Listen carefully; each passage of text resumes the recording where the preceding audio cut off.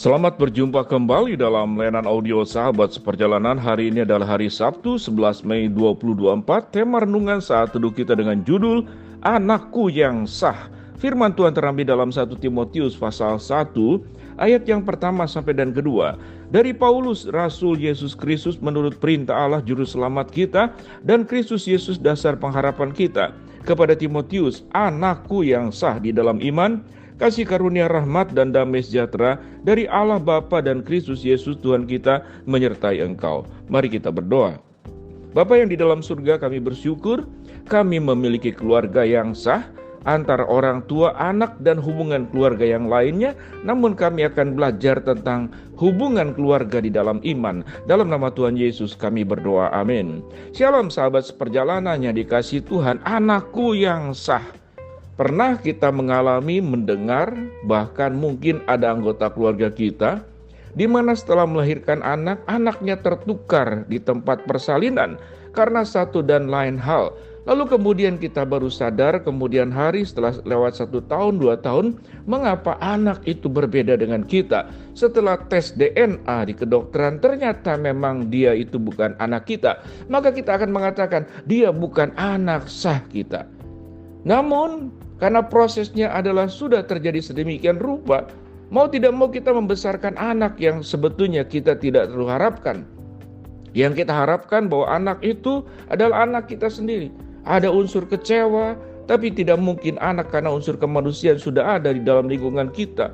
Mungkin sudah umur 2 tahun kita biarkan, lalu kita besarkan. Namun setelah dalam pertumbuhannya ternyata anak tersebut memiliki sebuah perjalanan dan pertumbuhan yang sangat baik. Menjadi anak yang sangat membanggakan orang tua. Di satu sisi, mungkin ada yang punya anak yang sah seperti cerita anak yang hilang. Namun tumbuh berkembang menjadi anak yang boleh dikatakan durhaka kepada orang tuanya. Lalu apa yang disebut dengan anak yang sah? Di dalam bagian firman Tuhan yang kita pelajari barusan di dalam 2 ayat dalam 1 Timotius pasal pertama. Ayat pertama yang kedua. Paulus menyebut Timotius sebagai anakku yang sah di dalam iman Yesus Kristus. Apa yang dimaksud dengan anakku yang sah di dalam iman? Adalah sebuah hubungan, bukan hubungan darah antar anggota keluarga, tapi hubungan sedarah, yaitu darah di dalam Kristus Yesus. Jadi sahabat seperjalanan, kalau kita bertemu dengan orang-orang percaya, maka kita boleh berkata engkau dan aku adalah hubungannya sedarah.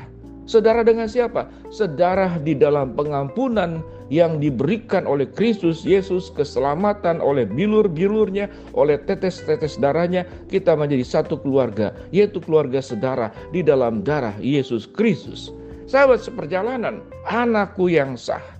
Pemahaman sah bukan berbicara tentang hubungan darah antar manusia, tetapi anak yang sah di dalam iman Yesus Kristus tidak hanya berbicara tentang Timotius menjadi anaknya Paulus di dalam iman, tetapi sesungguhnya Timotius dan Paulus adalah anaknya daripada Kristus Yesus sendiri.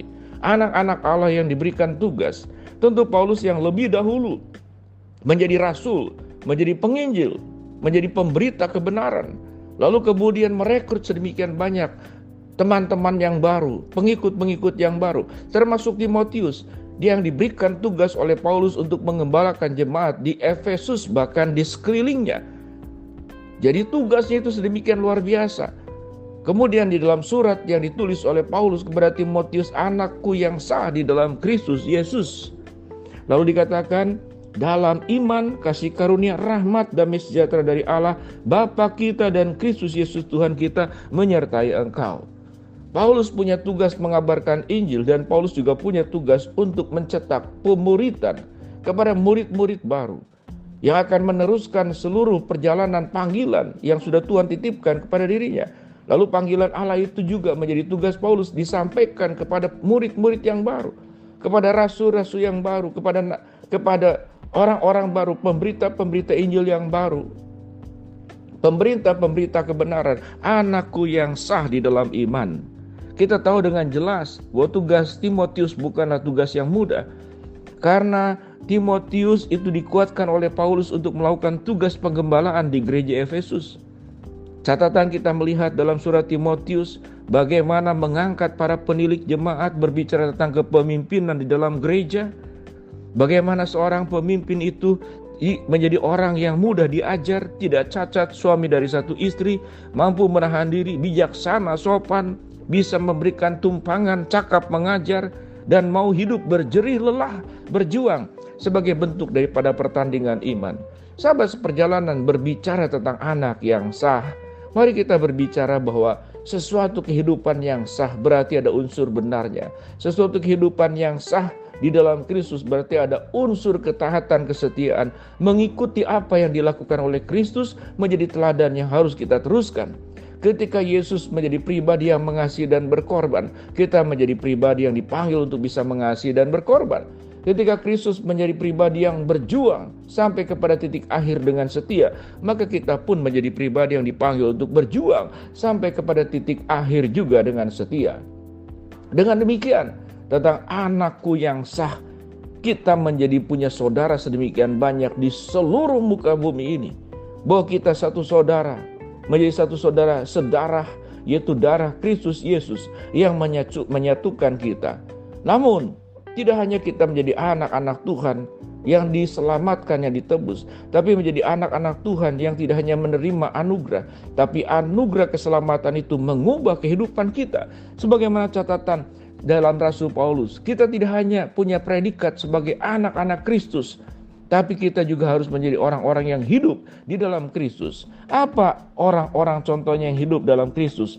Dalam catatan 1 Timotius pasal 3 ayat pertama sampai kedua, biarlah hidup kita tidak bercacat, biarlah hidup kita setia kepada pasangan, biarlah hidup kita itu mampu menahan diri, biarlah hidup kita itu bijaksana dan sopan, dan biarlah hidup kita itu bisa memberikan tumpangan kepada orang yang membutuhkan.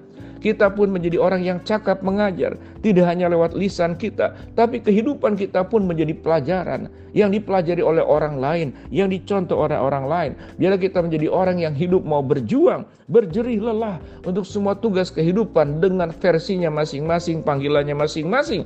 Dan biarlah kita terus tidak hanya menjadi anak yang sah di dalam iman, tetapi anak-anak yang berjuang dalam pertandingan iman. Kita perlu belajar terus menjadi anak-anak Tuhan yang memuliakan Tuhan. Kita adalah anak-anak yang sah di dalam Kristus.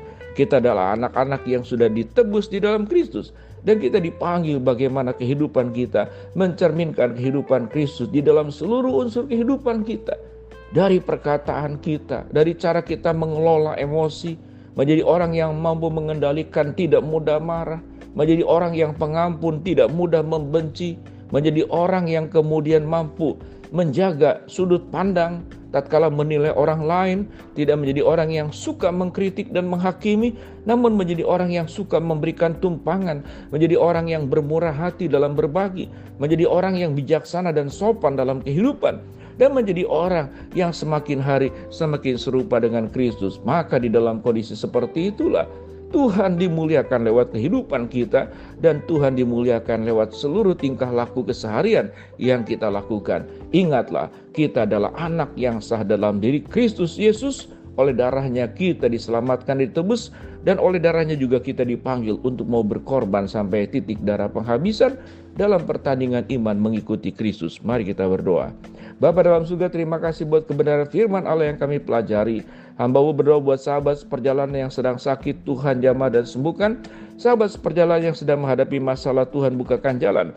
Sahabat seperjalanan yang sedang berdoa mengharapkan sesuatu, Tuhan kabulkan dengan cara dan waktu-Mu yang terbaik. Dalam nama Tuhan Yesus kami berdoa. Amin.